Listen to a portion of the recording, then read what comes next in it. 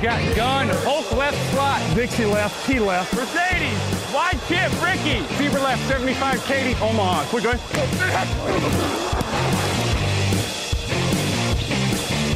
Last play of the game. Who's going to win it? Luck rolling out to the right. Dumps it up to Donnie Avery. Yeah! Goal line. Touchdown. Touchdown. Touchdown. Touchdown. Hello, bonjour et bienvenue à tous dans l'épisode numéro 280 du podcast Touchdown Actu. Alain Mattei, très heureux de vous retrouver pour votre débrief hebdomadaire des matchs NFL. À mes côtés cette semaine, Raphaël Masmejean, fidèle à son t-shirt, même pendant l'hiver. Bonjour Raphaël. Salut à tous. Raoul Villeroy est aussi en t-shirt. Bonjour Raoul. Eh ouais, salut.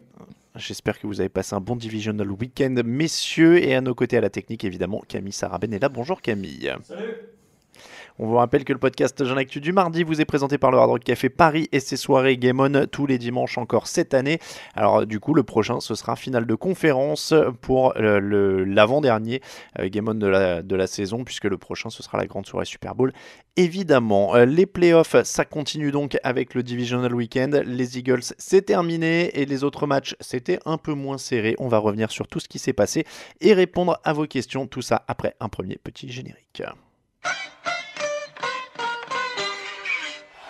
Get this off with a 2-minute warning. A little surprise. Foles back, throws. Intercepted! It went right through Jeffrey's hands. It's Lattimore! Radio road, you know I'm feeling pretty good. I got a feeling on Saturday night. I'm gonna the devil, yeah. I'm gonna the devil tonight. I'm gonna feel it and I feel real good. I got a feeling on Saturday night.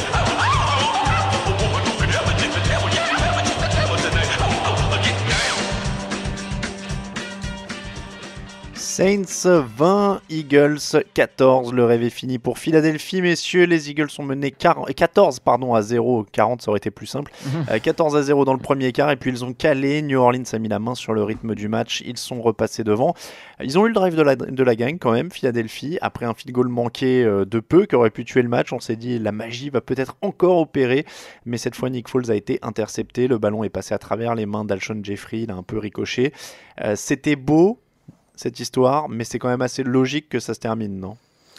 Ouais, c'est assez logique. On a quand même globalement sur le papier une équipe des Eagles qui était moins forte que celle des Saints, notamment aussi parce qu'il y a beaucoup de blessures dans le backfield défensif des Eagles.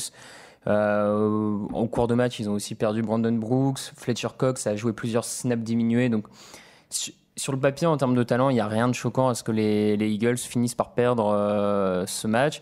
Mais c'est vrai qu'il y avait tellement eu une dynamique autour de Nick Foles pendant les playoffs depuis l'an dernier qu'on commençait tous à se dire, et puis en plus, comme tu le dis, quand on voit Will Lutz, le kicker des Saints, rater le field goal de la victoire à 3 minutes de la fin, on se dit « Ah non, mais attends, c'est pas vrai, là, ils vont le faire, on va rien comprendre ».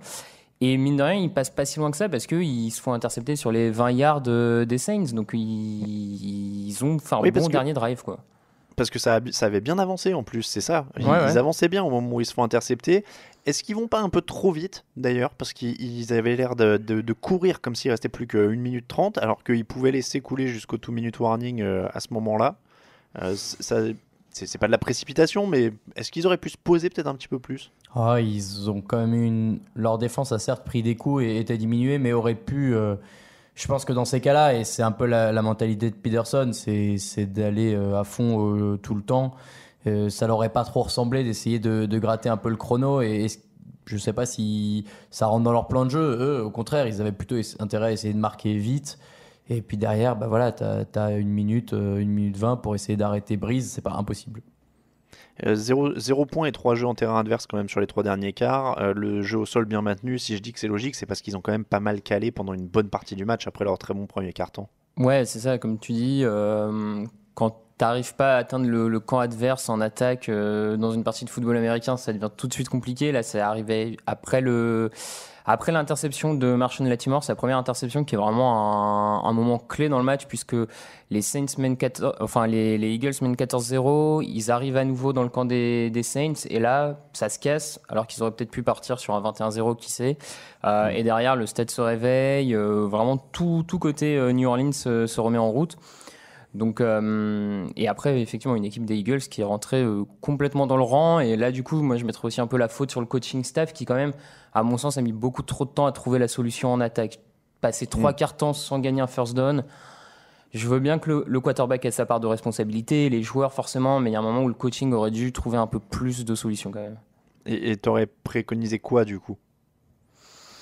Je ne suis pas coach NFL, donc c'est une bonne question. Dur à dire comme ça, franchement. Parce que c'est vrai que la couverture aérienne des Saints n'était pas réputée pour être la plus solide de la ligue avant ce match. Et au final, en effet, Nick Foles s'est bien protégé. Il y a 0 sac, il a eu du temps, mais il y a aussi eu des lancers manqués.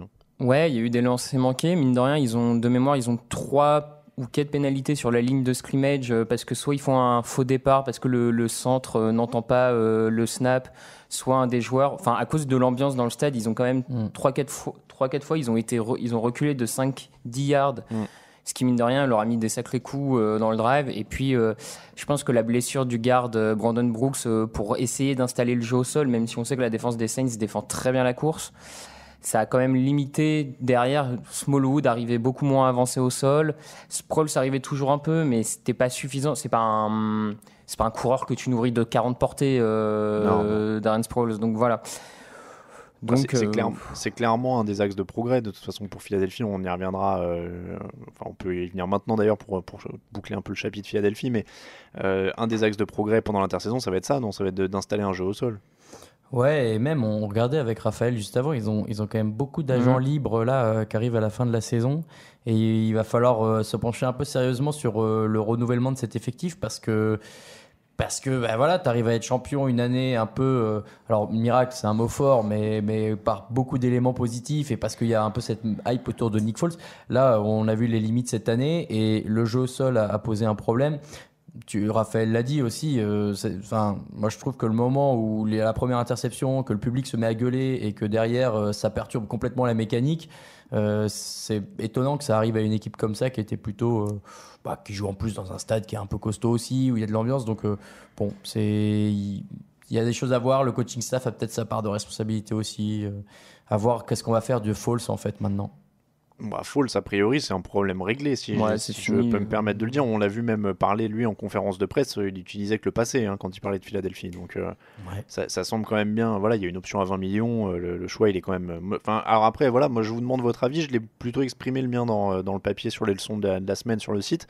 Où, en l'occurrence, moi, je disais que Carson Wentz, c'est l'avenir, au sens où il a 3 ans de moins. Il a un contrat moins cher, en plus, puisque l'option de Foles, c'est 20 millions l'an prochain. Et Carson Wentz reste un meilleur quarterback, intrinsèquement. Oui, moi je suis d'accord avec toi. Maintenant, il faudrait qu'ils arrivent à en trouver une monnaie d'échange pas mal. Il y a plein d'équipes qui seraient intéressées et pour qui il serait intéressant. Après, je sais plus exactement comment ça se passe au niveau de l'option, mais je sais plus si ils peuvent. Si pour l'échanger, il faudrait qu'ils activent l'option à 20 millions et qu'ils essaient de l'échanger derrière. Ouais, de mémoire, ou qu'ils lui posent le franchise tag pour essayer de l'échanger, taguer. C'est 14 millions le tag. Mais après, je sais pas. Non, c'est un peu plus, mais après, je sais pas dans les détails comment ça se passe. Si tu échanges un joueur tagué, si tu prends un peu une partie de son salaire, je sais pas là. C'est compliqué, ouais. Ça peut être compliqué. Non, je suis comme toi. Je pense qu'il faut. Foles va partir à 20 millions, surtout comme Raoul l'a dit, il y a quand même beaucoup de joueurs en défense, notamment des Ronald Darby, Brandon Graham, Jordan Hicks à re-signer, qui sont peut-être encore plus important finalement que l'ensemble de ces joueurs sont peut-être plus importants que le quarterback dans le système des Eagles cette année et même pour l'avenir. Donc si tu peux continuer avec Vance en contrat rookie et puis renforcer le backfield défensif. Oui, non mais en plus. de tout ça. Donc il va falloir. Il y a du boulot. Il y a du boulot. C'est vrai que c'était le champion l'an dernier. Mais il y a du boulot pour eux. Parlons un peu du vainqueur quand même, parce que cette équipe de New Orleans, elle ira donc en finale de conférence à domicile. Ils ont plutôt été bien stoppés quand même. La défense des Eagles a fait le boulot contre la course notamment. Drew Brees n'a pas toujours été à l'aise. Il a parfois été forcé à des lancers assez rapides. Et au final, j'ai envie de dire que c'est presque Michael Thomas qui porte cette attaque. 12 réceptions, 171 yards, un touchdown. Il a quand même été un moteur assez incroyable pour cette attaque de New Orleans. Bon, c'est pas presque. Sur ce match-là, c'est lui. Camara a été très longtemps contenu au sol et a mis très longtemps à être ciblé dans les airs. Je crois qu'il a sa première réception seulement à la toute fin du match. Donc il y a plein d'armes que les Saints ont l'habitude d'utiliser qui n'ont pas fonctionné. Tu l'as dit, Brees est bien sous pression et il y a 2-3 moments où il lance sa balle. Il lance des patates en profondeur. Il craque alors qu'il y a 2 mecs qui lui arrivent dessus. La main du défenseur passe à 30 cm de la balle. Enfin, vraiment, c'était très bien défendu de la part des Eagles qui ont fait ce qu'ils ont pu. Quand tu as un type du calibre de Drew Brees, son expérience et les receveurs qu'il a, c'est hyper dur de faire un peu mieux. Et juste un mot sur Michael Thomas. Sur 8 réceptions, il y en a 7 qui donnent soit un first down, soit un touchdown. Non, il a été complètement clutch sur ce match. Comme tu l'as dit, de mémoire, il y a même une deuxième tentative sur une 2-20 qu'il va transformer avec des réceptions. En plus, il a plusieurs de ses réceptions qui sont contestées avec un cornerback sur le dos, malgré tout. Donc, il fait un très très long match.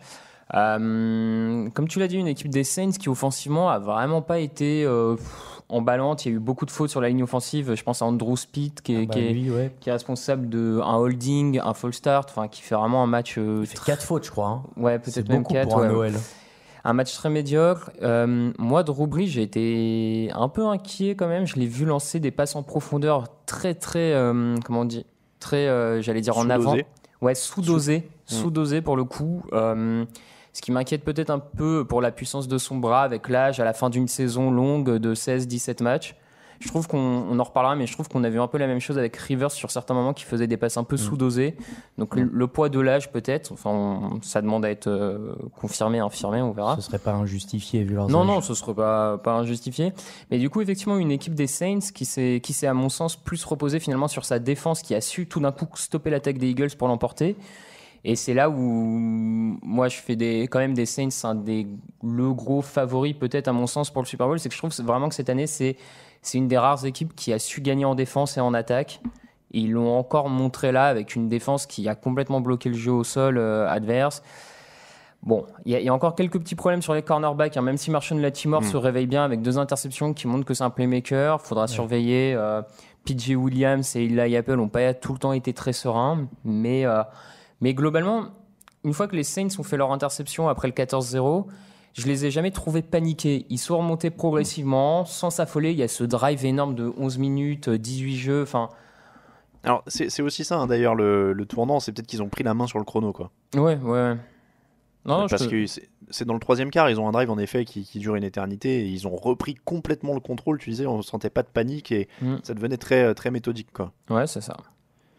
Je me perds dans ce que je voulais dire, mais non, cette équipe des Saints, ce que j'allais dire, c'est que sans empiéter sur l'émission de jeudi et de la preview, tu l'as dit, il y a eu des problèmes un petit peu à surveiller, ça reste à surveiller sur la couverture aérienne, et ils ont été très bons contre le sol. Tout ça, ça va être ultra testé contre les Rams, de toute façon. Encore plus que contre les Eagles, puisque les Eagles avaient cette dynamique en attaque et cette bonne défense, on peut le dire, mais en face, tout va monter d'un cran. C'est ça, contenir le jeu au sol des Rams, ça va être autre chose, et contenir l'attaque aérienne, même s'il y a peut-être moins de grands noms, parce qu'Alshon Jeffrey c'est dur cette fin de match, parce qu'il fait un bon match quand même dans l'ensemble. Il a quelques grosses réceptions, c'est vraiment un crève-cœur de le voir relâcher ce ballon, alors qu'il a que 3 ballons relâchés sur la saison en plus, donc clairement ça fait mal au cœur pour lui à ce niveau-là. Mais c'est vrai que c'est un peu le bilan qu'on peut tirer, en effet. Une victoire des Saints défensive, pas forcément convaincante, ou en tout cas rassurante en attaque pour le moment. Après, ils recevront le prochain match. Raoul, je te vois hocher la tête, quoi. Et c'était un peu dur quand même en disant que c'est pas convaincant en attaque. Il y a quand même une bonne défense des Saints en face. Des Eagles, excuse-moi.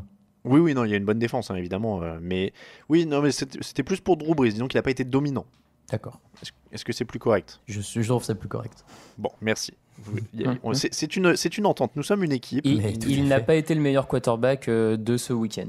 Non. Oui, Voilà. ça on peut le dire. Les Saints qui affronteront donc les Rams 30, Cowboys 22, 273 yards au sol pour les Rams, 47 yards au sol pour Ezekiel Elliott. Est-ce qu'on peut raisonnablement dire que les Rams ont gagné ce match-up clé ? Oui, tout à fait. J'aime bien balancer une stat évidente avec une question qui n'est pas moins évidente.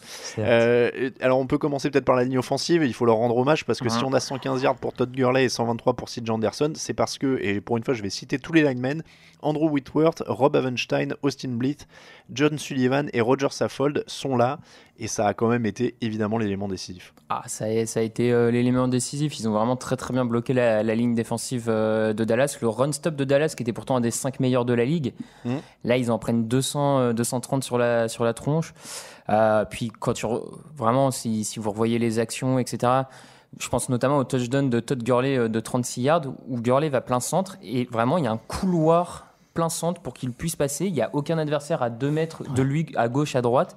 Il va vraiment tout droit. Il a absolument... Enfin, je dis pas que n'importe qui aurait pu réussir cette course, mais sincèrement, c'est aussi pour ça que C.J. Anderson, qui est moins bon que Gurley, en fait 120. C'est que la ligne offensive a tellement une capacité à créer des brèches, mais aussi, je pense que c'est lié à McVay, les jeux appelés, la diversité offensive qui fait que pour les défenses, c'est peut-être un peu moins prévisible que côté Dallas, où les runs de Ezekiel Elliott sont moins originaux, où on a Elliott qui part plein centre beaucoup, et puis ça passe pas, on voit quoi. Mais donc non.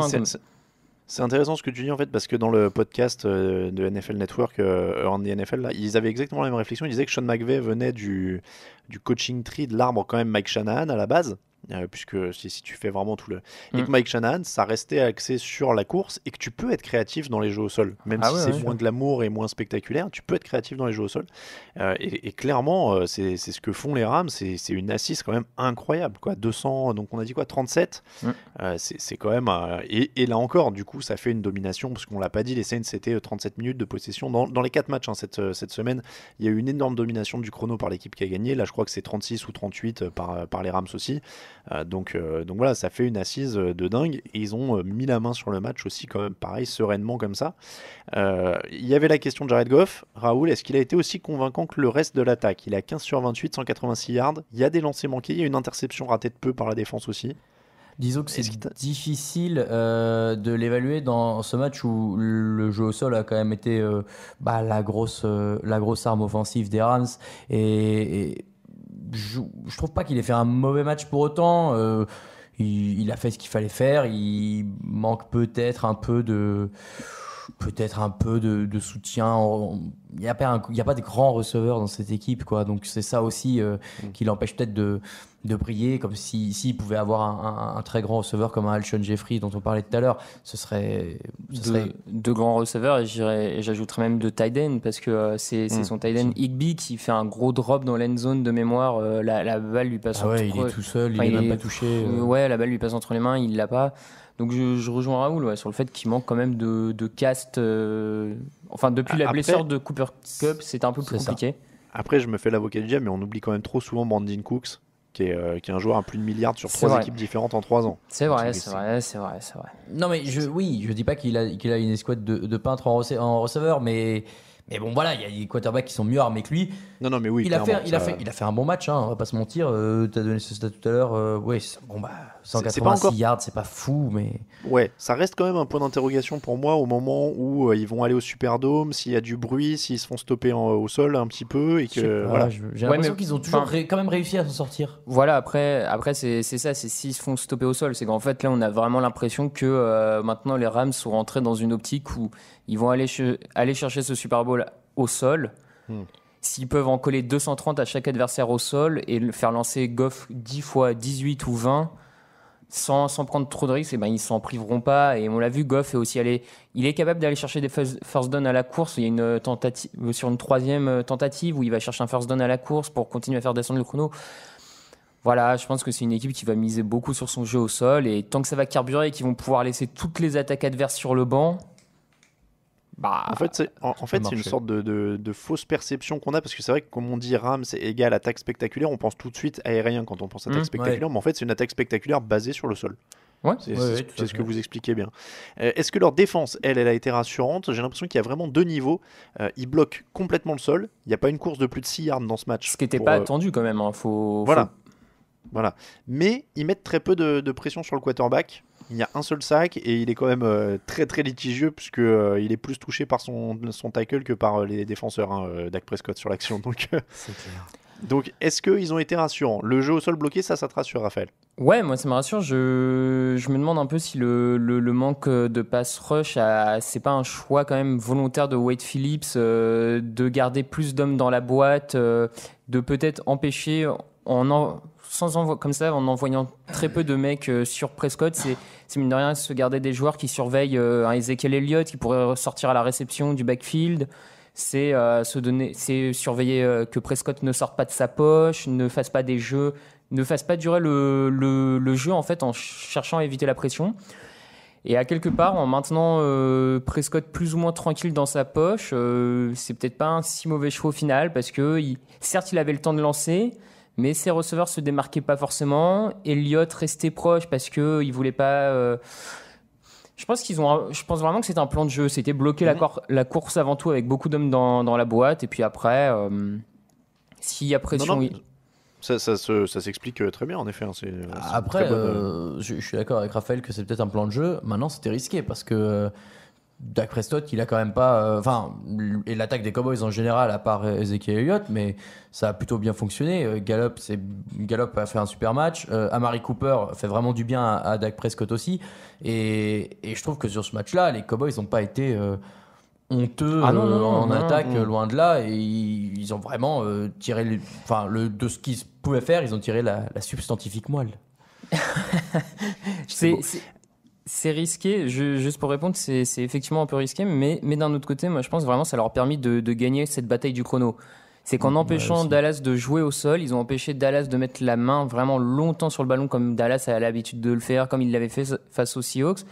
Et c'est que du coup, Dallas a dû jouer un peu plus rapide qu'il n'a l'habitude de le faire. Prescott lançait un peu plus vite.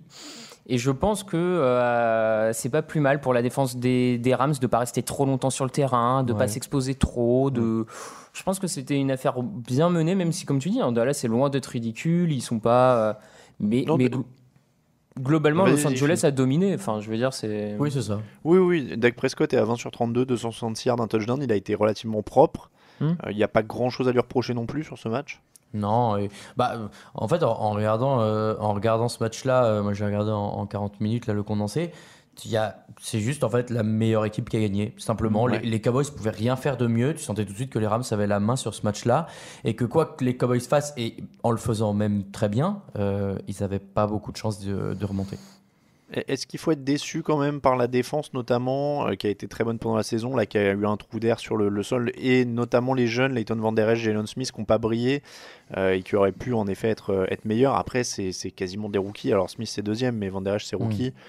Ça fait aussi partie de l'apprentissage, quoi. Ouais, c'est un peu pareil en fait. Ils ont fait avec ce qu'ils avaient. Ils ont été un peu moins bons sur le run stop. Maintenant, ils s'attendaient peut-être pas à ce monstre à deux têtes qui était CJ Anderson aux côtés de Todd Gurley. Et voilà, ils ont mis trop de temps à s'adapter. Derrière. Ils les ont tenus un peu quand même aussi. Bon, alors les coureurs non, mais le reste, tu vois, il fait pas un super match non plus, Jared Goff. Donc moi je trouve que c'est pas trop décevant dans la mesure où c'était difficile de faire mieux. Un petit point coaching pour Raphaël, parce que je sais que tu n'as pas toujours été le premier fan de Jason Garrett. Sur la fin de match, ils ont tenté une grosse 4e tentative. Dans le climat actuel, on peut pas leur reprocher. Ouais, heureusement qu'ils tentent une 4e dans cette fin de match-là.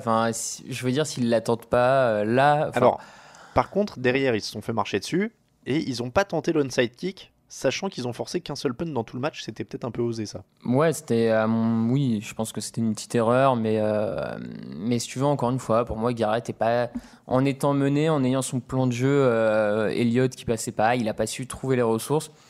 Terrell Owens s'appelle Jerry Jones, a changé de coach. Je pense que je continue à être du côté de Terrell Owens sur le coup, donc. Tu es du côté de Terrell Owens, c'est bon à savoir. Je sais pas voilà. si tu as envie d'être de son côté sur tous les sujets, mais, mais pourquoi pas. Les axes de progrès rapidement pour l'équipe éliminée, donc Dallas. De mémoire, moi dans le papier, j'ai mis. Qu'est-ce que j'ai mis ? Je sais même plus. Renforcer la défense avec des playmakers, parce que c'est vrai qu'ils font un peu avec les moyens du bord et Ron Marinelli fait bien. Cornerback, ouais. Mais rajouter sur la ligne, moi surtout, ils se sont fait bouger sur la ligne. Oui, sur la ligne, ouais. Bah, déjà, il va falloir conserver DeMarcus Lawrence, parce que ça peut Déjà. être une grosse perte, forcément. Oui, en défense, rajouter du poids. Ouais, rajouter, tu l'as dit, des playmakers, c'est vrai, parce que c'est beaucoup des gars un peu physiques qui vont bien te stopper, mais il n'y a pas un grand intercepteur, un grand forceur de fumble. Un petit Earl Thomas. Ah bah ça, Qui leur fait la cour depuis un moment, ça pourrait être pas mal ça. c'est sûr. Non mais voilà, un bon safety et puis un ou deux linemen costauds à l'avant pour épaissir un peu tout ça, ça pourrait être pas mal. Bon, en tout cas, les Rams et les Saints, ce sera l'affiche de la finale de la conférence NFC. Ça va être superbe. L'AFC, on en parle juste après ça. The Bears are who we thought they were. That's why we took the damn field. Now, if you want to crown them, then crown their ass. But they are who we thought they were. And we let them off the hook.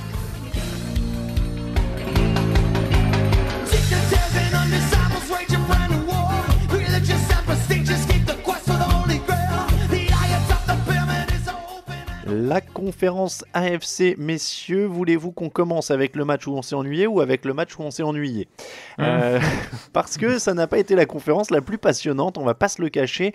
Patriots 41, Chargers 28, c'était la purge du week-end, le massacre, la démonstration. Par quoi commence-t-on, messieurs ? Je vous propose peut-être la domination sur les lignes, parce que là encore, on a eu une ligne offensive qui a dominé le match, c'est celle des Patriots, pas un seul sac encaissé, 155 yards au sol, et là encore, ça fait le taf. Oui, encore une fois, Raoul, le constat. Non, mais en fait, ces Patriots, ils sont redoutables parce que ils ont beau arriver en deuxième place, on se dit peut-être cette année il y a moyen parce que ils ont perdu. Ils finissent à quoi ? Ils finissent à 11-5 ? Non. 10-6 ? Non, 12-4. 12, je crois. Hein, ouais. 12-4, ouais. Ah oui. Ah ouais, ok. Bah, ils sont deuxième quand même, hein. Alors, oui, ils sont peut-être c'est vrai, numéro 2. En fait, tu vois, même, voilà, la preuve. On a l'impression qu'ils sont moins forts que d'habitude parce qu'il y a plus on se dit qu'il n'y a pas un grand coureur et puis finalement si, on se dit que mais Tom Brady, finalement non. Enfin, ces Patriots-là en fait sont toujours aussi forts et chaque année tu as un truc en plus, j'ai l'impression, que l'année d'avant. C'est vrai que la O-line crée des boulevards et en plus Tom Brady, son point faible entre guillemets, c'est quand il subit un peu trop la pression. Il a à peine été dérangé sur ce match-là, forcément il fait ce qu'il veut. Il a raison, Raoul, par contre c'est 11 victoires pour les Patriots. Okay. Je viens de vérifier. En fait, les Chargers en ont 12, mais comme ils n'étaient pas en tête de leur division, ils sont tête de série inférieure. Mais il me semblait que les Pats avaient quand même scandale, fini à mais on n'en 12, reparlera pas. Donc les Patriots, c'était bien. Mais alors, Raphaël, est-ce que c'est la meilleure réponse à tous les haters qui pensaient que les Patriots c'était nul ? Puisque Tom Brady a dit que tout le monde pensait qu'ils étaient nuls apparemment. Alors sincèrement, je vais même pas rentrer dans, j'ai même pas envie de rentrer dans ce débat-là parce que non, on n'est pas sur, on n'est pas. Non, je suis pas. Stephen A. Smith, donc je vais laisser aux pseudo haters que j'ai pas vu si nombreux et enfin bref, on s'en fout. Non, en plus, il n'y en avait pas. Je pense que ce qu'on a fait, et on l'a fait puisqu'on a fait l'émission de preview ensemble, Raphaël, dis-moi si je me trompe, mais ce qu'on a dit, c'est que c'était une équipe qui était préparée pour janvier et qu'en effet, on avait encore moins d'indices que les années précédentes parce que ça ressemblait à une saison de rodage permanente. Donc on savait pas exactement à quoi s'attendre. Non, mais en vrai, j'ai vu des fans des Patriots s'énerver parce qu'ils mettaient par exemple des images d'un talk show, notamment Stephen A. Smith qui classait Tom Brady comme le 6e quarterback en playoff en AFC. Bon si en même temps tu réagis à ce genre de troll, c'est fait, on vous le rappelle, hein, ces émissions elles sont faites pour vous faire cliquer et vous faire réagir parce que il faut des interactions, il faut du taux de pénétration sur les clics et tout ça. Donc non mais voilà. Non mais sinon pour revenir au match, c'est clairement une démonstration de A à Z. Enfin il y a absolument rien qui a été raté chez les Patriots, que ce soit en attaque, en défense, en équipe spéciale.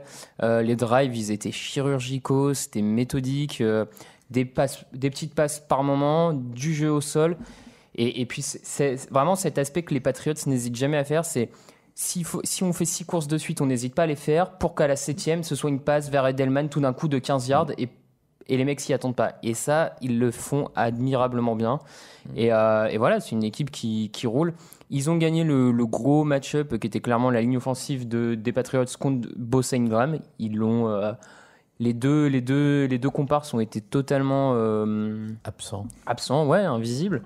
Après, tous les Chargers ont été absents. Hein. Ça, par contre. Oui, c'est pas les deux seuls. Non, c'est pas dans le sens où. Non, mais voilà, mais il y a pas grand monde. Mais clairement, la réussite de la ligne des Patriots, c'est aussi l'échec du pass rush des Chargers avec Melvin Ingram et Joey Bosa, qui étaient quand même censés être 2 stars et qui étaient quand même censés apporter une vraie, un peu plus, confrontation. Quoi, ouais. Donc là, on l'a pas eu.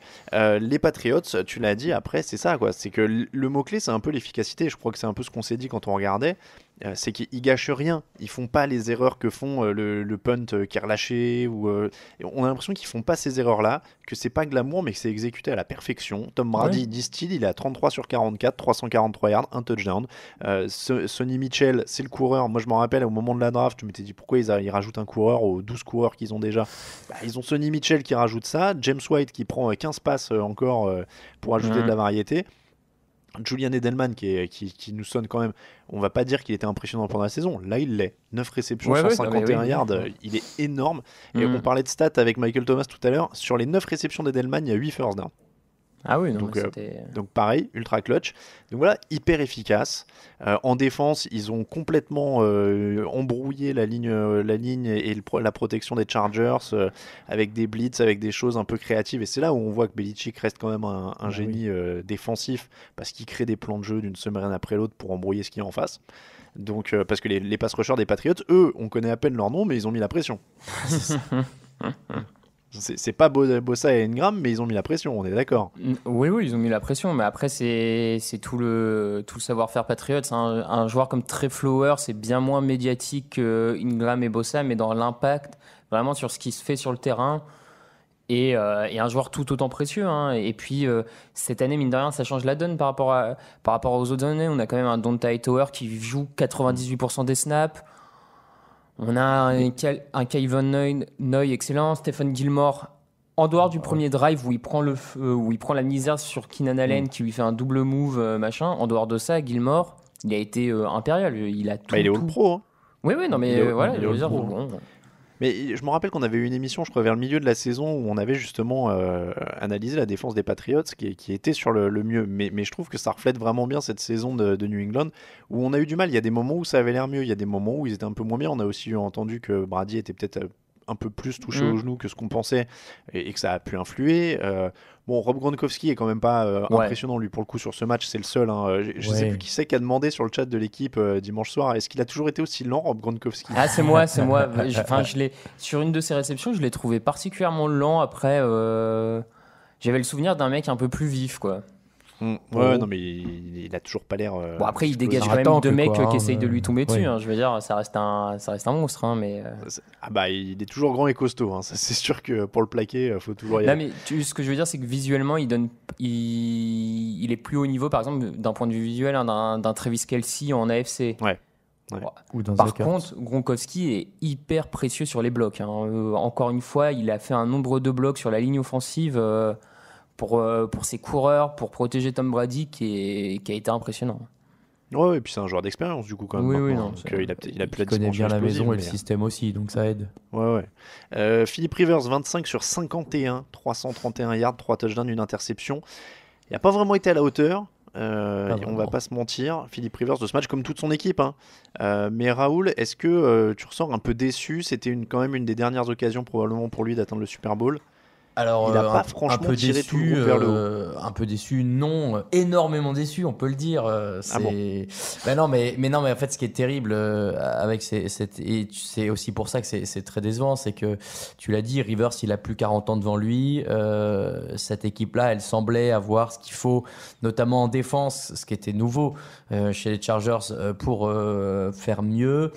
Et en fait, ce qui a bloqué, c'est que Melvin Gordon n'a rien apporté au sol, que ça a très vite reposé sur Rivers qui a bien été contré par la défense. Et derrière, plus rien ne va. Et puis quand tu vois qu'à chaque drive, tu reprends un touchdown et que tu vois l'avance qui se creuse, mentalement tu craques. Et Rivers, on le sait, c'est un type passionné. Et j'ai l'impression qu'il est sorti un peu tout seul de son match en essayant d'aller chercher des calls qui parfois étaient un peu mérités quand même, mais bon. Voilà, et tout ça fait qu'il n'a pas réussi à se remettre dedans. Ils reviennent en fin de match, mais c'est ridicule parce qu'en fait c'est du garbage time depuis 2 quarts-temps. Donc le score est pas du tout représentatif et les chiffres non plus d'ailleurs. Donc oui, la déception est présente, c'est sûr. Raphaël, je t'ai vu approcher la bouche du micro. Non, je noterai juste que certains joueurs, quand ils engueulent leurs coéquipiers, ils sont passionnés. D'autres, quand ils haussent le ton sur le bord du terrain, ce sont des divas. Voilà, c'est juste une petite incise. C'est vrai. Alors, attends, parce que tu penses à qui ? Il y en a qui ont 15 ans d'expérience et qui sont quarterback aussi, c'est pas pareil. Il doit faire allusion à Odell Beckham. Non, mais et il y a un autre truc qui va te faire plaisir que j'ai entendu toujours sur Around the NFL, mais il disait c'est marrant parce que quand les Giants perdent, c'est toute la faute d'Eli, mais quand les Chargers perdent, c'est pas la faute de Rivers. C'est sûr qu'Eli n'a jamais perdu comme ça face aux Patriots. Ça, c'est vrai. Ouais, bon, ça, c'était complètement gratuit. Hein, mais c'est vrai. Oui, mais c'est vrai, c'est ça. Le Rivers, il est à 0-8 contre Brady. Ouais, c'est dur. Ouais, après, là, c'est tellement toute la mécanique d'équipe, comme tu l'as dit, un Gordon totalement absent. Et on l'avait donné dans les clés du match, la capacité des Chargers à gérer le chrono. Alors, on va nous trouver peut-être répétitif et on va peut-être dire que c'est facile de dire il suffit de tenir le chrono pour gagner. N'empêche que ce week-end, mais ça c'est se prouve. encore plus le cas face aux Patriots de Tom Brady. Enfin, plus tu laisses Tom Brady sur le banc, moins tu l'as sur le terrain. Donc, je veux dire, c'est mathématique. C'est presque mathématique à un moment. Oui. Mais je l'ai dit tout à l'heure, toutes les équipes qui ont gagné ont eu le ballon au moins 36 minutes. Ce qui est énorme. Donc c'est énorme. Hein. Et comme ils se sont fait rouler dessus dès les premières possessions, parce que c'était quand même gruyère time total sur les premières possessions des Patriots. T'avais l'impression qu'ils pourraient jamais les arrêter. En 15 jours de jeu, ils n'auraient jamais pu les arrêter. Voilà, c'était au sol, ils rentraient comme dans du beurre, les coureurs, c'était incroyable. Mais du coup, en plus, les Chargers ont été obligés d'abandonner leur jeu au sol. Sur le match, ils finissent à 10 courses pour 19 yards. Hein, donc, a priori, ils avaient plus d'options pour maintenir le chrono après avoir pris l'eau dès le début comme ça. Les axes de progrès pour cette équipe de Los Angeles, déjà qui garde Raoul à bord pour la saison prochaine. J'ai vu une annonce sur Twitter. Bien sûr. Non, mais bien sûr, la déception est grande, mais il faut passer outre. Les axes de progression, c'est difficile parce que sur ce match-là, on a l'impression que rien n'allait, mais quand tu fais le bilan de la saison, c'est quand même la meilleure saison qu'ils ont depuis longtemps, parce que la défense était bonne, parce que le jeu au sol est bon, parce que Philip Rivers a des super receveurs qui ont fait un super boulot, les deux Williams, Keenan Allen, même Antonio Gates qui a bien servi pour son retour. Donc c'est difficile. La ligne offensive la ligne offensive a été très bonne. C'est dur. Moi, je dirais juste quand même progresser. Je trouve qu'il leur manque un vrai bon défenseur contre la course sur la ligne défensive. Meban revenait de blessure, mais il n'a pas été très bon. Corey Liuget n'est pas toujours très très bon à ce niveau-là. Je trouve qu'il manque un. Il était blessé en plus, Liuget, non, à la fin. Il s'est blessé à un moment du match. Non, mais je trouve que globalement, il leur manque un grand défenseur contre la course. C'est vrai. Et puis, après, tu as toujours des renforts à faire venir dans une équipe. Une espèce de patron de la défense, linebacker. Cela dit, il faut ajouter, on parle pas de l'expérience pour les Chargers parce qu'il y a Philip Rivers, donc on a l'impression que c'est une équipe qui a 10 ans de vécu ensemble et qui a l'habitude des playoffs. Mais en dehors de Rivers, les autres étaient tous quasiment...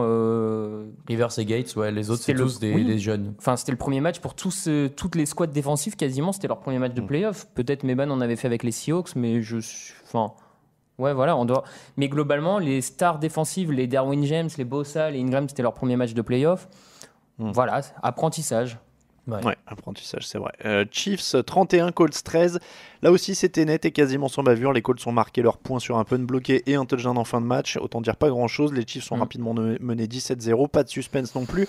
Est-ce que la marche était trop haute pour Indianapolis ou bien est-ce qu'ils se sont loupés complètement ? La marche était haute. La marche était haute. Au final, ils tombent contre la meilleure équipe d'AFC cette saison.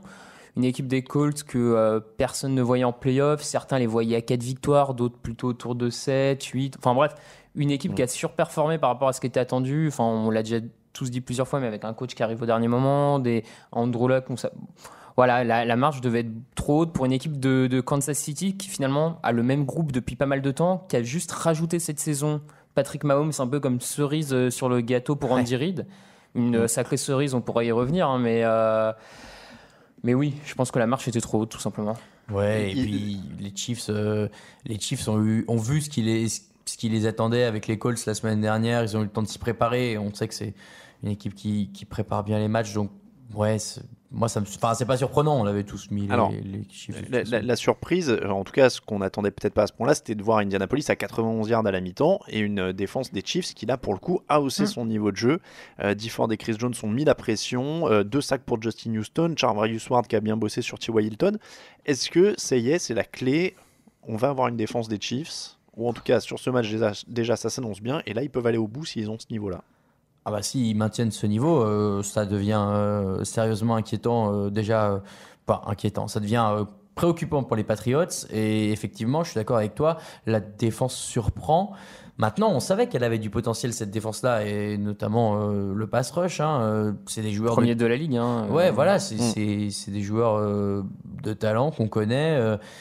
C'est vrai qu'on les a pas tous vus au top niveau au même moment cette saison. On peut dire que c'était un peu varié. Là, tout le monde était au top. Tu me diras, en playoff, c'est le moment ou jamais. Et c'est vrai que du coup, s'il leur reste 2 matchs à ce niveau-là à faire, oui, ça peut devenir fort. Ça me rappelle les Colts, alors il y avait plus de vécu avant, mais l'année où ils gagnent le titre avec Peyton Manning, où ils avaient des défenses qui étaient à la ramasse les années d'avant, et ils avaient eu une montée en puissance sur ces playoffs-là qu'ils avaient gagné, alors que c'était censé être une défense qui tenait pas beaucoup, et là ils étaient montés d'un coup et ils avaient gagné, donc ça, pourquoi pas, ça rappelle un peu ça. C'est ça, de toute façon, il y a souvent une question de dynamique, un peu de capacité à step up, comme on dit, à élever son niveau de jeu dans le moment décisif. Moi, c'est surtout le backfield défensif qui m'a surpris, parce que autant le pass rush, on le connaissait, on l'a dit, mais j'ai trouvé des Sorensen en safety, au niveau des cornerbacks, ils ont quand même globalement bien bloqué T.Y. Hilton. Ouais. Donc c'était pas mal à voir. Parce que sans Eric Berry en plus, qui était inactif, si je dis pas de bêtises. Ouais, sans Eric Berry. Je suis pas bien sûr qu'on le reverra, mais il a déjà eu du mal à revenir. Ça a l'air un peu compliqué. Non, grosse surprise. Et puis après, ils vont aussi avant tout gagner le match en attaque en étant difficilement stoppables. Ça, c'est leur grande force. Alors c'est ça, on parlait d'attaque équilibrée, 180 yards au sol, 278 dans les airs. C'est pas loin d'être la recette idéale en play-off, quoi. Quand tu peux taper plus de 150 au sol et quasiment 300 à la passe, oui. Priorité bien. D'ailleurs, c'est rare. Enfin, c'est rare. Cette semaine, on a plutôt vu des équipes qui menaient avec un jeu au sol. Eux, ils s'en fichent, ils balancent assez vite et derrière, ils gèrent un peu plus. C'est Damien Williams, leur coureur qui oui, est sorti. Damien. Ils ont deux Williams, mais c'est Damien le principal. Il est à 129 yards. Ouais. Et alors que ce jeu au sol, il a survécu entre guillemets aux différents départs cette saison. Donc c'est une bonne performance aussi d'avoir réussi à maintenir ce niveau-là. Et puis toujours Kareem Hunt, pas Kareem Hunt, pardon, non, sans Kareem Hunt, mais je veux dire toujours un excellent Travis Kelce, un Tyreek Hill explosif qu'ils utilisent à toutes les sauces. Et puis Patrick Mahomes, tu parlais de cerise tout à l'heure, Raphaël, qui est quand même très très fort avec des passes à moitié latérales. C'est incroyable ce qu'il fait. C'est ça, faut quand même insister, je pense, sur Patrick Mahomes. J'ai quand même pas le souvenir d'un rookie, parce que moi je le considère quand même malgré tout en rookie. C'est sa première saison sur le terrain dans les faits. J'ai pas beaucoup de souvenirs de rookie aussi calme, aussi bon sur le terrain en play-off dans un match important. Quoi qu'on en dise pour les Chiefs n'ont plus atteint la finale de conférence de l'AFC depuis 91, 94, quelque chose comme ça. Donc il y a quand même un poids historique qui fait que c'est une franchise qui attend une victoire depuis longtemps, et il était vraiment relax, quoi. Il sort de la poche quand il faut sortir, alors qu'il a les qualités, il pourrait sortir encore plus de la poche, mais il ne le fait que quand c'est vraiment utile, quand ça peut vraiment apporter quelque chose. Tu l'as dit, il y a ces passes latérales assez incroyables. Moi, franchement, il me bluffe complètement. Est-ce que Russell Wilson n'était pas un peu comme ça aussi en play-off pour sa année rookie ? C'est ce que je pensais. Ouais. Je me rappelle qu'on a dit des choses dans les dernières années. À mon sens, un peu moins. Et alors après, c'est un peu subjectif, j'avoue, mais ce qui me donne peut-être aussi moins ce côté, c'est que Wilson était moins la pièce angulaire de l'attaque. Il y avait Marshawn Lynch. Moi, je me rappelle qu'on ait dit ça de Wilson, mais probablement pas la première année. Ouais. Mais le côté lucide, La première savoir année, quand il il tombe sortait ou contre pas. Contre les Broncos. Non, pardon, avant. Il gagne contre les Redskins de Ouais, c'est ça. Robert Griffin. Ouais, et ils perdent contre Ouais. les Falcons après. Mais moi, c'est ce que tu viens de dire, Raphaël, sur lequel j'allais être relancé. C'est ça, c'est que non seulement calme, etc., mais responsabilisé. Ah en oui. fait. C'est que oui. c'est à quel point il est responsabilisé, Il il est le leader de cette équipe et il y a une confiance en lui. C'est-à-dire qu'en effet, il y avait la plupart des rookies, même bons, où en général, quand on arrivait en playoff, il y a toujours ce petit truc quand il lançait ou quand il reculait, tu disais bon, faut faire gaffe, quoi, c'est le rookie. Là, il est responsabilisé, il est cool, il est calme, et comme tu disais, c'est hyper impressionnant. Et ça me rappelle en effet Russell Wilson, mais Russell Wilson de l'an 3 ou 4, quoi, qui est devenu. Qui gagne. Non, mais voilà, qui est devenu lucide, qui était lucide, qui savait quand il devait sortir de la poche, pas sortir de la poche, passer. C'est une sorte de Russell Wilson. Alors, je sais que Camille nous écoute, mais une sorte de Russell Wilson plus, quoi, parce que en termes de passe et de dynamisme en attaque, c'est assez incroyable ce qu'ils font. Donc ça va continuer à être l'attraction. Va y avoir un duel en finale de conf quand même avec les Patriots qui va valoir son pesant de cacahuètes. Ça. On en parlera jeudi évidemment. Un petit axe de progrès pour les Colts. 100 millions de dollars à dépenser dans la masse salariale, voilà, l'axe de progrès. Attention à bien les dépenser. Tout bien parce qu'on dépenser. a connu des équipes qui... Non, mais à mon sens, tu fais venir un gros pass rusher sur la ligne. Moi, j'essaierais d'aller piquer un Jadevon Clowney au Texans ou un DeMarcus Lawrence. Tu fais venir un de ces mecs-là sur la ligne défensive déjà, bon. Des Marcus Lawrence, et puis t'essaies de piquer un des anciens Steelers caractériels en attaque, un Le'Veon Bell ou un Antonio Brown. Ça, c'est compliqué, je sais pas trop, j'avoue, mais... Bell, tout le monde en parle. Mais Bell va y avoir des embrouilles sur son contrat, ça va être compliqué avec les Mais en tout cas, histoires un peu de soutien au poste de receveur, en plus de T.Y. Hilton, effectivement, ça ferait pas de mal quand même. Ouais. Non, il y a des... Après, il faut voir la philosophie qu'ils ont, parce que Bell et Brown, bon, ce sera un sujet pour une autre émission, hein, Oui. mais niveau ambiance vestiaire, t'as intérêt à être sûr de ton coup. Hein. Non, mais t'es pas obligé d'aller chercher eux. Par exemple, tu peux quand même aller prendre un Golden Tate qui est free agent du côté des Eagles, qui a un receveur de possession, tout ça. Ouais, en deux à côté d'Hilton, ça a du sens. Ouais, des Marcus Lawrence, Golden Tate, et tu te prends un cornerback en plus à la free agency, et là... Pas mal. Il y a Là, des pas bons trop axes mal, de ouais. progrès, mais c'est vrai qu'ils ont du champ, et ils ont le choix du deuxième tour des Jets aussi. Donc ça leur donne encore un petit peu plus de marge. On va passer au top et au flop.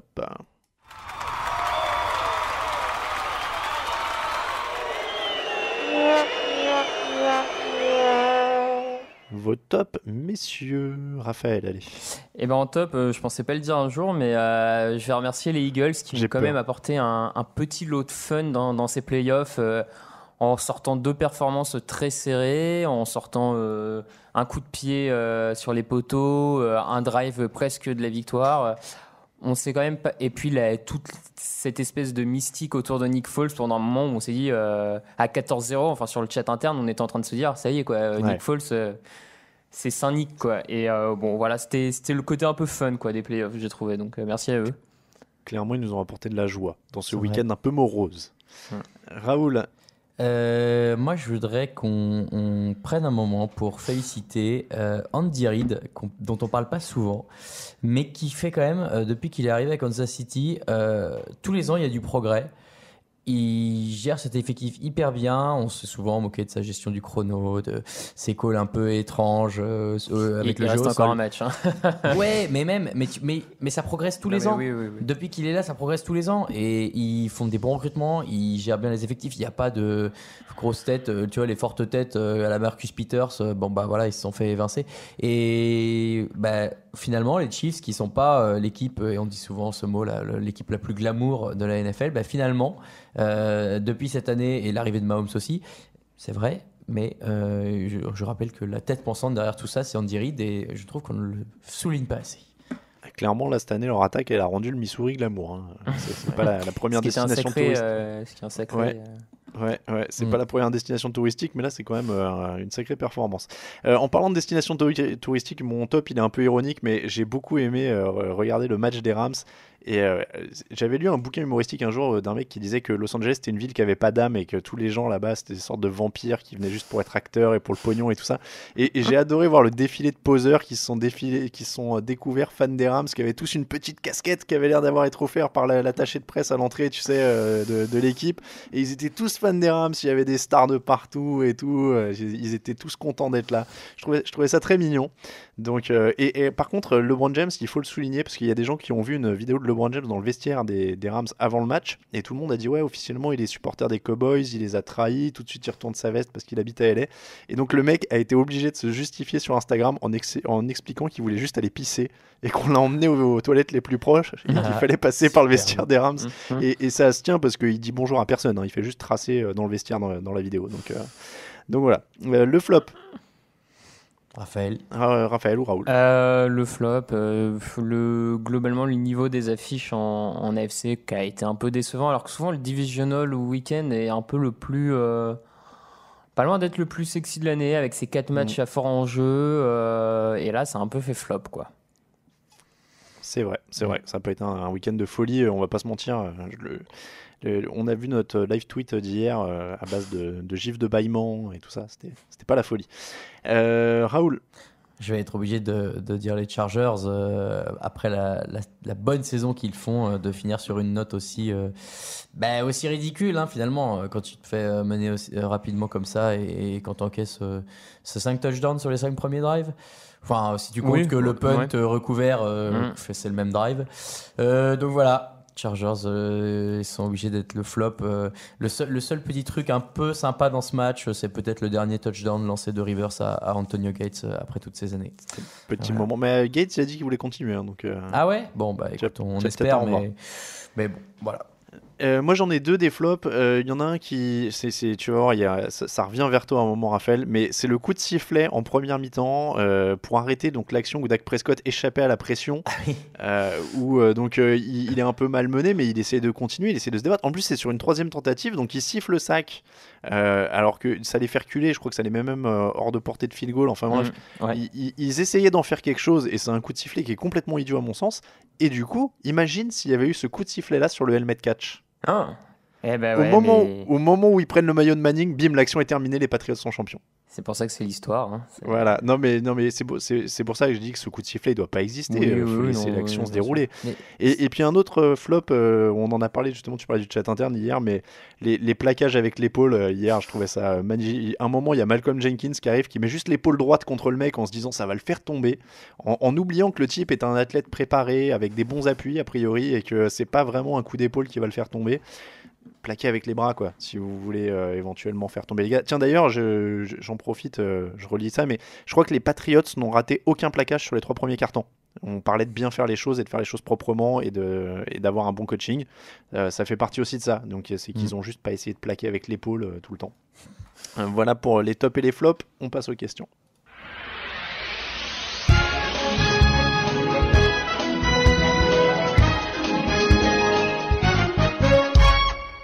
Messieurs, c'est l'heure des questions. Question de Bud Fumbler. Tiens, celle-là va faire plaisir à Raoul. Alors qu'ils avaient un meilleur bilan, les Chargers n'ont pas eu l'avantage du terrain contre les Patriots, compte tenu de l'écart entre certaines divisions, criant si on regarde l'AFC Ouest et l'AFC Ouest. Cette règle de ne donner l'avantage du terrain qu'au vainqueur de division et pas juste au meilleur bilan mérite-t-elle encore d'exister? Non. Voilà. Oui. Non, moi je trouve que ça, pour le coup, on fait pas comme la NBA où le classement est défini en fonction de l'ordre de la conférence et tu regardes pas en fonction des divisions, mais que tu laisses au moins l'avantage du terrain à celui qui a le meilleur bilan. Pour moi, c'est pas complètement idiot. Moi, je suis désolé, mais je reste old school. Si tu joues, c'est pour gagner ta division parce que c'est les équipes que tu joues le plus. Donc tu gagnes ta division, tu gagnes l'avantage de jouer à domicile. Ouais, mais tu gagnes ta division, t'as déjà une place en play-off assurée, quoi. Même si t'as 7-9, t'as une place en division assurée. C'est déjà un beau cadeau que d'être assuré de play-off parce que tu gagnes ta division, tu vois. Et là, en plus, ils font la même fiche que les Chiefs, ça se joue au goal average intra-division, bon bah ok. Derrière, ils font un meilleur résultat que les autres. Déjà, le match, il aurait dû être joué à Baltimore. Enfin, le fait que Baltimore reçoive un match de division parce qu'ils sortent d'une division où tout le monde est nul, super, quoi. Ouais, non, moi honnêtement, je suis pas d'accord. Je pense que ça doit rester un honneur de gagner ta division et d'avoir un avantage dans le terrain. C'est les vainqueurs de division et les wildcards, c'est qu'une invitation aussi. Hein, donc, tu vois, dans les faits, c'est un bonus. C'est 2 invités bonus. Il s'invite avec les champions de division. Donc il faut mériter sa place. Question de Hugo. Au vu des 2 tours de play-off, il semble qu'il y ait un écart fou entre les 4 dernières équipes en lice et les autres. S'agit-il juste de résultats sur un match ou est-ce qu'il y avait une vraie différence de fond? Par ailleurs, où placer Philly et Chicago dans cette hiérarchie? Les 2 équipes semblaient sensiblement du même niveau. Les Eagles ne sont pas passés si loin de battre New Orleans.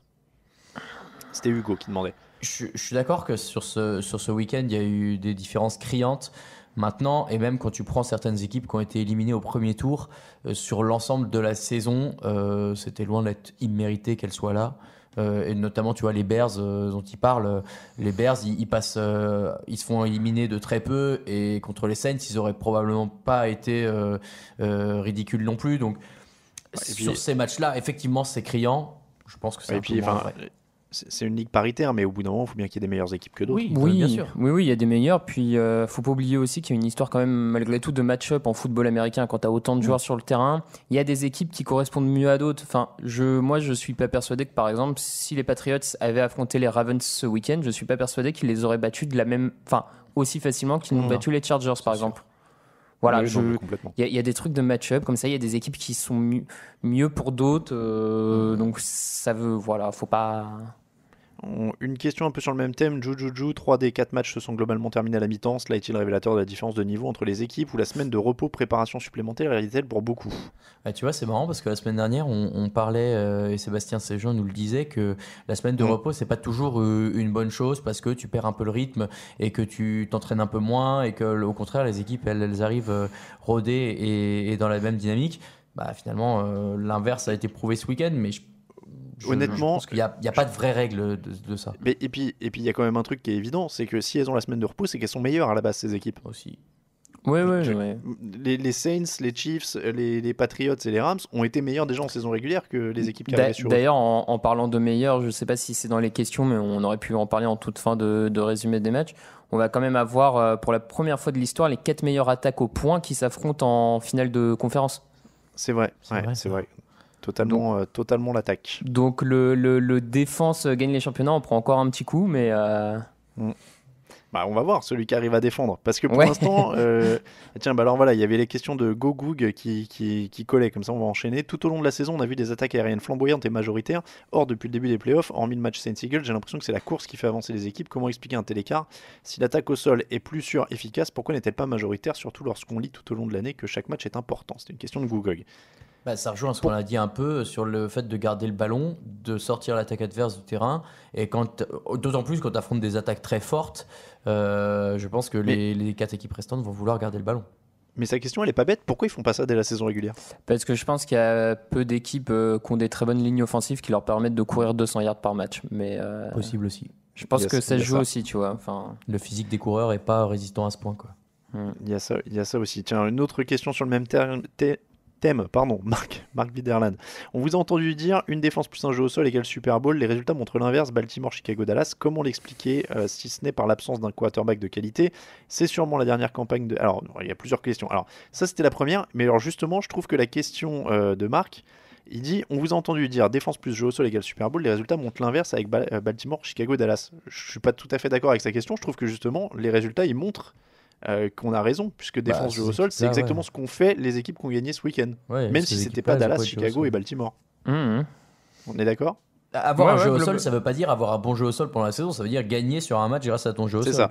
C'est ça. Et ils ont gagné ce duel-là à chaque fois dans les matchs qu'on a vus là. Donc sa deuxième question, c'est sûrement la dernière campagne de Brady Belichick, lequel des deux n'aurait pas eu cette carrière sans l'autre? Bon, alors là, c'est l'œuf et la poule, il nous faut une autre émission. Oui, puis alors en plus, sûrement leur dernière campagne, j'en suis pas... Moi, j'y crois pas du tout. Il n'y a pas grand-chose qui l'indique en tout cas. Non. Pourquoi il s'arrêterait maintenant, franchement? Oui, a priori. Et puis, alors, il y avait une très bonne question. Il avait mis, ayant suivi toutes les recettes des Tailgates, j'ai pris 17 kilos en 5 mois. Pour réparer vos conneries, comptez-vous faire une rubrique sur la préparation physique suivie par les joueurs par poste? Marc, on aimerait bien, mais alors là, pour le coup, on en a parlé entre nous. On a vu ta question avant et on s'est dit qu'il faudrait quand même qu'on ait des plans d'entraînement validés par un vrai préparateur physique ou un vrai kiné, et on n'a pas ça sous la main, donc on va pas vous envoyer faire n'importe quoi. On peut pas demander à Sébastien Séjean de nous faire les entraînements qu'il faisait quand il était en NFL? Écoute, on va essayer de voir dans ce cas-là. On va lui demander, mais voilà, si on le fait, on essaiera d'avoir un truc quand même carré, quoi. Vous envoyer alors premier jour tu prends 100 kilos et tu les soulèves comme ça. Attention, juste le dos, hein, tu plies pas les jambes. On va vous faire des trucs, vous allez être musclés, vous allez voir. Question de Lucas, si la défense de Kansas City monte le même niveau que contre les Colts pour le reste des playoffs, ne pensez-vous pas que les Chiefs deviennent les plus gros favoris au Super Bowl? C'est ce qu'on a un peu dit. Moi, je vois vraiment tout le monde à 55 ans. Enfin, du coup, 25. Non, Je mais vois c'est les hyper Rams dur. un tout petit peu en dessous, moi, quand même. C'est dur quand même. Hein. Avec Gurley, CJ Anderson, leur ligne offensive, Aaron Donald, toutes les équipes ont des atouts à ce niveau-là, hein, quand même. Parmi ces équipes, Texans, Seahawks, Ravens, Bears, quelle équipe va le plus décevoir la saison prochaine et pourquoi? Question de Thomas Pelletier. Les Ravens, je pense. Enfin, moi, en tout cas, je vois les Ravens. Maintenant que les gens ont compris Lamar Jackson, s'ils continuent sur cette voie-là, je pense qu'ils vont être assez déçus. Ça a le potentiel pour. Hein. Je suivrai Raoul là-dessus. Les autres, c'est quoi? Seahawks, Bears et Texans? Ouais, Seahawks, Bears et Texans. Ça va. Honnêtement, ces trois-là, je vois pas. Il y a moins d'inconnus qu'avec Lamar Jackson. Il y a moins d'inconnus. Camille a l'air un peu dubitatif sur les Texans. Je sais pas, les Texans, en vrai. Les Texans, tu sais jamais. Ils ont tout ce qu'il faut pour et tu sais pas si une saison ça va prendre ou pas. Bon. Et puis leur division, elle reste assez. Leur division est plus facile que taper les Steelers et les nouveaux Browns. Raphaël, pas d'avis sur celle-là? Ouais, non, je sais pas. Tiens, une pour Raoul. Comment expliquez-vous chaque année, quel que soit le head coach, que les Chargers soient capables de se déchirer alors qu'ils ont une des équipes les plus homogènes, attaque par rapport à la défense de la NFL? C'est une question de Tarsvelder. C'est vrai que leur capacité à faire des erreurs ou à lâcher des matchs comme ça, elle traverse le temps, hein, quel que soit le mec à la tête. C'est vrai. Est-ce que c'est la faute du coach seulement? Je sais pas, tu vois, et c'est dommage, mais je pense que Rivers a aussi sa part de responsabilité là-dedans, parce que c'est clairement lui le boss en attaque, et c'est clairement lui le boss sur le bord du terrain. En tout cas, c'est un des meneurs, et qu'après toutes ces années-là, il n'ait jamais réussi à aller plus loin, alors qu'il avait... Et c'est pas la meilleure équipe qu'il ait eue, parce qu'il a quand même eu la Daniel Tomlinson avec lui à une époque, et Gates au prime, au top de sa forme. Donc peut-être que lui aussi a un peu sa part de responsabilité dans le fait de réussir à motiver ses troupes pour qu'elles soient performantes et pas forcément explosives. Question de Jean Bassoncou, comment expliquer la valise de yards au sol prise par les Cowboys contre les Rams alors qu'ils avaient été très bons dans ce secteur toute la saison et qu'ils venaient de maîtriser Seattle avec brio? On en a parlé, c'est la ligne offensive. Et sinon, on s'achemine vers une dérouillée en règle des Patriots infligée aux Chargers. 41-14 et Belichick n'a toujours pas esquissé un sourire. Comment est-ce possible? Est-ce la preuve qu'il s'agit définitivement d'une machine? Ça serait presque rassurant. Ou d'un alien, c'est possible aussi. Et puis, question de Uber Hawks, quel est le joueur qui vous a le plus déçu durant ces playoffs et au contraire celui qui vous a le plus impressionné? Michael Thomas, ça se place pas mal quand même hein, dans les révélations à ce niveau-là de la compétition. Quoi. Moi, je suis pas surpris. Moi, vraiment, on savait non, que mais on savait super très joueur. bon, quoi. Je veux dire, et là, il explose encore plus en playoff. Moi, pour le moment, je garde vraiment Mahomes en très très bonne impression par rapport à ce qu'on attendait, ce rookie qui brille et est-ce qu'il va s'écrouler en playoff ou pas. J'ai trouvé son premier test bien réussi quand même. Ouais, je suis d'accord. Non, c'est vrai que Mahomes. Encore une fois, je suis déjà excité par ce petit Patriots Chiefs là. Ça va être quand même quelque chose là. J'espère qu'on va pas être déçus comme on l'a été. Non, mais c'est vrai que ça fait 2 week-ends où on attend des affiches super serrées, sympas à chaque fois, et on tombe un peu de haut. Donc j'espère que ça va tenir ses promesses. Alors, avec tout le respect que j'ai pour les équipes NFC, les Saints et les Rams, ma seule déception pour le Patriots Chiefs, c'est que ce soit le match à minuit et demi et qu'il puisse être moins facilement suivi par les gens. Parce qu'on va commencer par la NFC dimanche, donc ce sera NFC à 21h et Patriots Chiefs à minuit et demi.